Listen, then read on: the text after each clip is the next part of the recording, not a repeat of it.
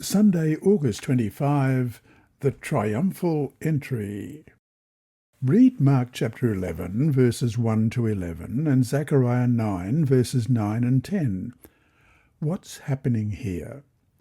First of all, Mark 11, beginning at verse 1. As they approached Jerusalem and came to Bethphage and Bethany at the Mount of Olives, Jesus sent two of his disciples, saying to them, "Go to the village ahead of you, and just as you enter it, you will find a colt tied there, which no one has ever ridden. Untie it and bring it here. If anyone asks you, 'Why are you doing this?' say, 'The Lord needs it, and will send it back here shortly.'" They went and found a colt outside in the street, tied at a doorway. As they untied it, some people standing there asked, "What are you doing, untying that colt?" They answered as Jesus had told them to, and the people let them go. When they brought the colt to Jesus and threw their cloaks over it, he sat on it. Many people spread their cloaks on the road, while others spread branches they had cut in the fields. Those who went ahead and those who followed shouted, "Hosanna! Blessed is he who comes in the name of the Lord. Blessed is the coming kingdom of our father David. Hosanna in the highest heaven." Jesus entered Jerusalem and went into the temple courts. He looked around at everything, but since it was already late, he went out to Bethany with the 12. And Zechariah chapter 9, verses 9 and 10. "Rejoice greatly, daughter Zion. Shout, daughter Jerusalem. See, your king comes to you, righteous and victorious, lowly and riding on a donkey, on a colt, the foal of a donkey. I will take away the chariots from Ephraim and the war horses from Jerusalem, and the battle bow will be broken. He will proclaim peace to the nations. His rule will extend from sea to sea, and from the river to the ends of the earth." Half of this story involves Jesus sending two disciples to a nearby village to retrieve a donkey for him to ride on into Jerusalem. Why is so much time spent on this account? The answer is twofold. First, it demonstrates Jesus' prophetic powers, enhancing the dignity of his arrival and linking it to the will of God.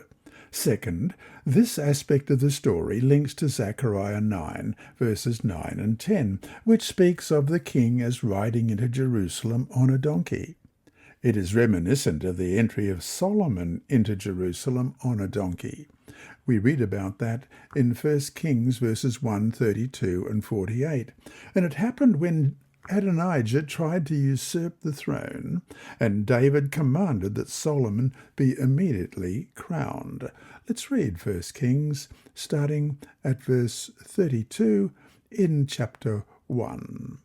King David said, "Call in Zadok the priest, Nathan the prophet, and Benaiah, son of Jehoiada."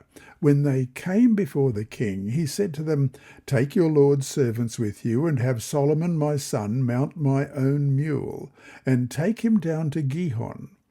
There have Zadok the priest and Nathan the prophet anoint him king over Israel. Blow the trumpet and shout, 'Long live King Solomon.' Then you are to go up with him, and he is to come and sit on my throne and reign in my place. I have appointed him ruler over Israel and Judah." Benaiah, son of Jehoiada, answered the king, "Amen. May the Lord, the God of my lord the king, so declare it. As the Lord was with my lord the king, so may he be with Solomon to make his throne even greater than the throne of my lord King David." In the book Desire of Ages, page 569, we read, 500 years before the birth of Christ, the prophet Zechariah thus foretold the coming of the King of Israel. This prophecy is now to be fulfilled. He who has so long refused royal honours now comes to Jerusalem as the promised heir to David's throne. End of quote. Jerusalem is located in a hilly region at the elevation of about 740 metres or 2,400 feet. In Jesus' day, its population was perhaps 40 to 50,000, but swelled at Passover. The city covered only about 250 acres, but the Temple Mount covered about 37 of those acres. The beautiful temple complex dominated the city.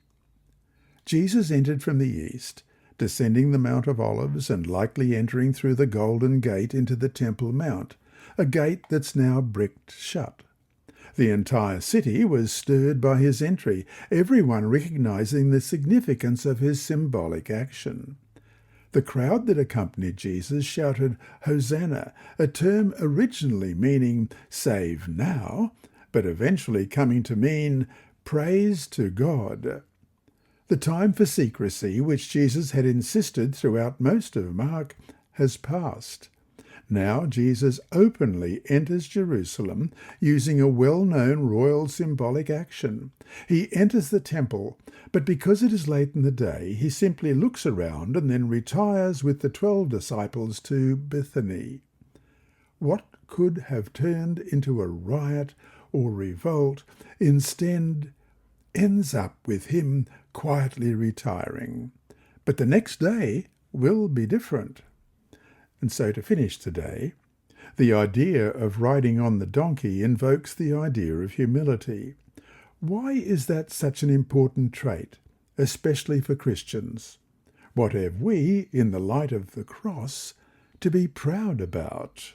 This lesson was read by Dr. Percy Harrold for Christian Services for the Blind. Sponsored by the Sabbath School Department and distributed through Hope Channel Australia, this podcast is also redistributed by Hope Channel Germany, Christian Record Services for the Blind. It is also available on SoundCloud and through multiple podcast distributors, including Apple iTunes. And you can listen and watch at the same time on YouTube. Remember, God is always faithful.